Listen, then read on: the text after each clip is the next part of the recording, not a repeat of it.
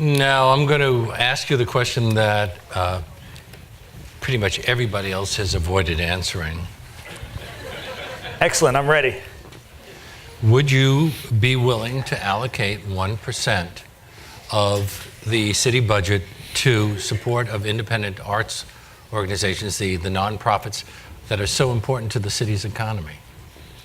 I do think we can get to 1%, yes. And let me tell you how we get there. First of all, let me say it's great to be here at Teachers College. 20 years ago, I studied art and painting in this building, right in this building. I studied at Columbia, went on to NIH. I studied with Ursula Kirk, a professor at Teachers College. Maybe people remember her, she's now passed on. So it's wonderful to be back home. How do we get to 1%? Our budget in New York City is $68 billion. $68 billion. That's $680 million that we're talking about. Currently, we spend about $150 million. So how do we get there? Being a business person, being somebody who grew up in Brooklyn, from small businesses, creating businesses, this is something I know about. I served as a trustee on the Citizens Budget Commission. It's the #1 watchdog of the New York City and New York State budget. And so I know something specifically about our city budget. And here's what I can tell you. We spend $150 million right now on arts. But guess what? Arts is economic development. When you look at the revival of neighborhoods, that's about arts. When you invest in art, in neighborhood after neighborhood, in Brooklyn, in Queens, in other parts of the city, you revive neighborhoods. You attract tourists. You invest in kids and teachers. This brings up our economy. So when I look and say, how do we get to the $680 million number? I say, yes, we can do that. First, in the city budget itself, we can get to $300 million. And then I believe in a public-private partnership, we can bring in another $350, $400 million to get to the $680 million number. I think it is doable, and as mayor, I will do that. Can we expect you to do something to help artists survive? For example, artists made Soho into an area that they can no longer afford. They did the same thing with Tribeca. They're now being priced out of Williamsburg into Greenpoint, and being priced out of Greenpoint into Bushwick, which is having other kinds of effects on those neighborhoods, which we don't even want to get into, the gentrification aspect. But all of those neighborhoods have been revived. They are doing wonderful business, and yet we are treating the artists who are so responsible for it as though they are really just an afterthought. Sure. When you look at New York City, it's not all uniform right now. If you look at economic development, as you pointed out, there's areas of great economic development. There's other areas that have been left behind. I was born in Brookdale Hospital in Brownsville, Brooklyn. Go back there right now. It's still a depressed area right now. It was years ago when I was born there, a few years ago, and it's still now. Well, so bring some artists in there and the whole thing will change.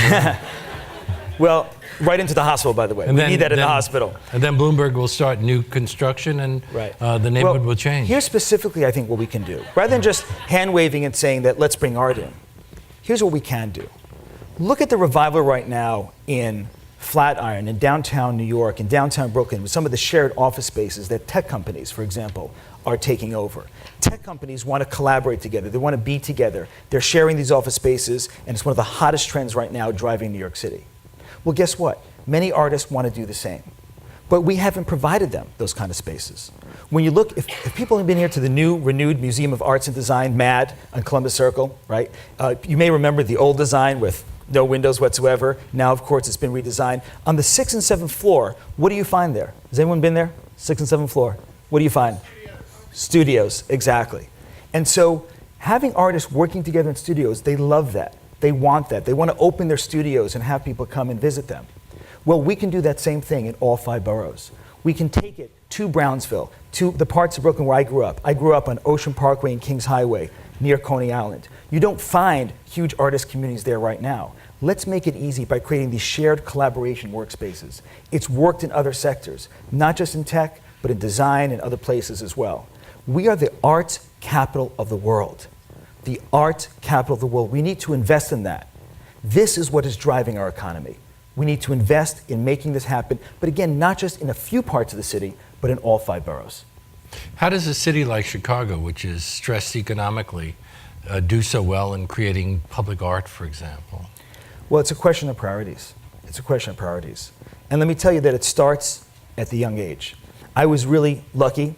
At the age of 7 years old, I found out something called Suzuki. Anyone here have a Suzuki kid or learn Suzuki as a child, music? It was a great way to learn music, a fantastic way to learn music. And so when I was, I benefited the fact that my school was offering Suzuki, but the fact is too many schools don't have that. A third of our schools don't have art teachers. More than half of our schools don't have music teachers. Something is wrong. Something is wrong. And the question now is, how can we actually find that? So you look at cities like Chicago, other cities, they're investing in these kinds of projects because they know that it is a priority that not only create creativity for the kids, nourish the creativity for the kids, but benefit the city as a whole. Well, Kurt, he stole your statistics. Sorry. He's read the same briefing papers I have, I guess. But I am interested in given that, and I don't want to unfairly cast you as something, but to some degree, I think you're being cast as a Bloombergian, socially liberal. With Suzuki training. Okay, there you go. With Suzuki For all I know, training. he can play the violin. Now, we're concerned about politicians fiddling around, so just watch it. Good. But while he is clearly in many ways a great arts philanthropist, somebody who cares about arts, but interestingly and oddly and somewhat disturbingly, in his last 2 terms really, the funding for arts education has been at best holding steady and in some ways shockingly diminished. The budget for, here's a number, the budget for all art supplies, musical instruments, everything has been cut to about $2 per kid per year. Yep. Down from $65 where it used to be just about 10 years ago. So you've committed to Leonard's proposal to doubling essentially the public monies. I think I'm the first right now in this audience for supporting nonprofit cultural organizations. What do you do?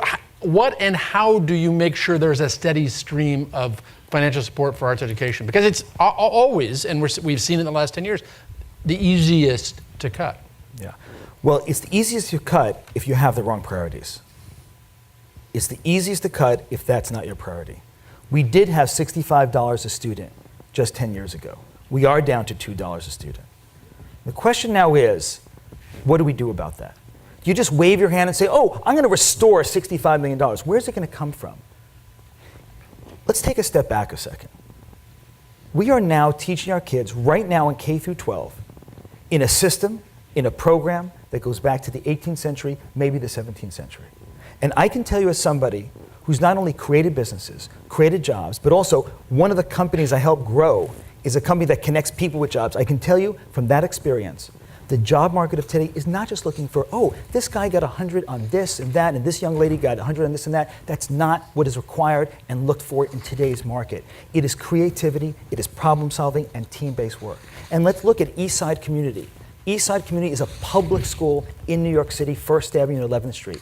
It's a school where you will not find 30 kids lined up listening to a teacher lecturing.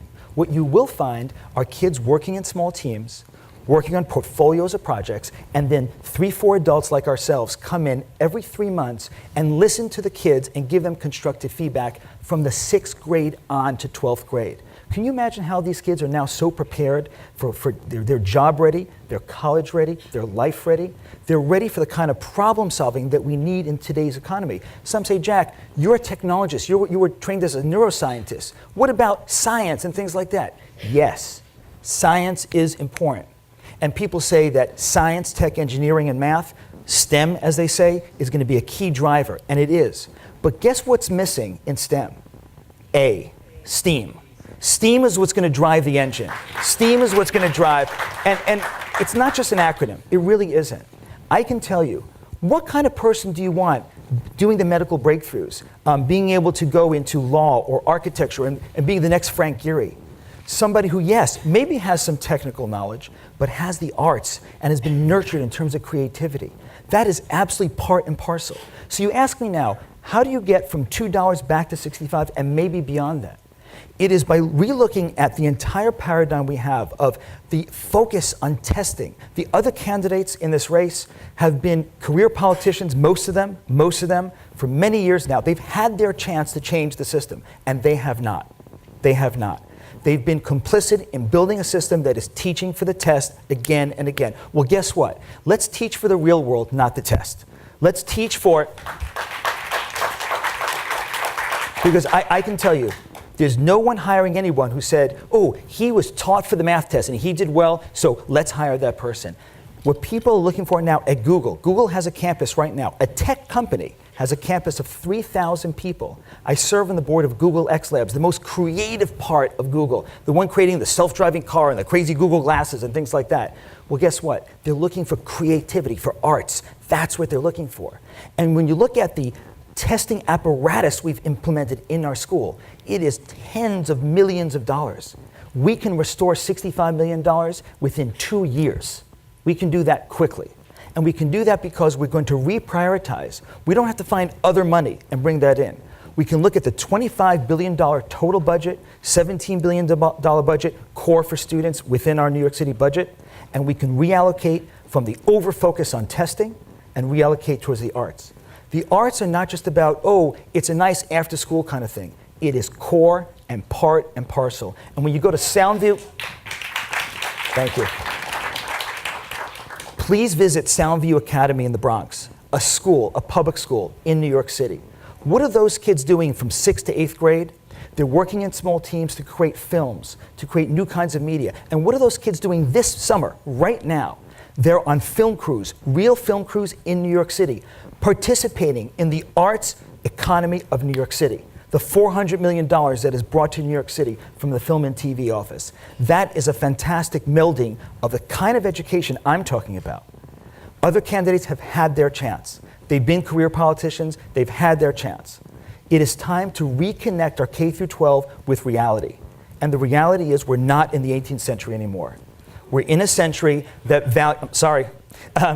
we're in a century that values problem solving, team-based work, and creativity. That is the kind of thing that the arts nurtures. So 3-point program. First, arts must be on every school's progress report card. It must be there, because otherwise you're not incentivizing the principal, and of course they're going to react to those incentives. You cannot blame principals if you do not put it on the progress report card that you see on the web for every single school. Number 2, a 5-week minimum music experience course for every kid 6th grade and above. How do we pay for it? By this reallocation that I was mentioning before. These are the kinds of things. And then again, of course, restoring ourselves to $65 million. That will pay for art teachers in every school, and it will also pay for art partnerships. Out of 1,700 schools in our system today, 300 do not have a partnership today with a museum or cultural institution. We must address that. If you ask any adult, what are the experiences you remember from K through 12? They'll remember generally 2 things. I dissected a guinea pig or frog, and I went on an outing. I remember, for example, as a kid, we were lucky enough to go behind the scenes at the Met Opera. Has anyone seen the crazy elevator at the Met Opera that brings up the sets and down? Okay, it's unbelievable what that does. And I remember that was in 5th grade. And I clearly remember that because of the impression it made in that experiential learning. That's the kind of paradigm that connects with the kind of people I've trained, I've hired, and the kind of companies I've built. But also as somebody who comes from a family that highly values the arts, it was clear to me from an early stage that having the arts as part of our economy drives our economy. It is not a distraction. It is not just a public piece of sculpture out there. It is what drives New York City. We are the creative capital of the world, and to do so, and to continue to do so, we must invest in that. Well, you haven't been a lifelong politician, but you're very good at it so far, Jack Hidary. Thank you very much. Thanks. Thank you very much. Thank you.